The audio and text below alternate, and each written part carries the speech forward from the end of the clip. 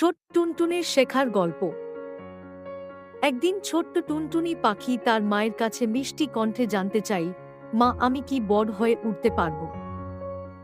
মা ভালোবেসে বলল, অবশ্যই পারবে সোনা, কিন্তু মনে রাখবে, তার জন্য প্রতিদিন একটু একটু করে চেষ্টা করতে হবে।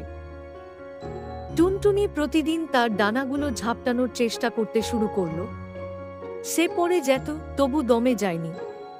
তার মন বলতো, আমি পারব। কিছুদিন পরে তার চেষ্টা সফল হল। সে একদিন আনন্দে ডানা মেলে গাছের ডালে বসতে শিখল। মা হাসি মুখে বলল, দেখলে টুনটুনি, ধৈর্য আর কঠোর পরিশ্রমে সব সম্ভব। এই গল্প আমাদের শেখায় যে কঠোর চেষ্টা আর ধারাবাহিকতায় যে কোনো স্বপ্নই পূরণ করা যায়। তাই ছোট্ট বন্ধুরা, চেষ্টা চালিয়ে যাও, সাফল্য তোমাদের সাথেই থাকবে।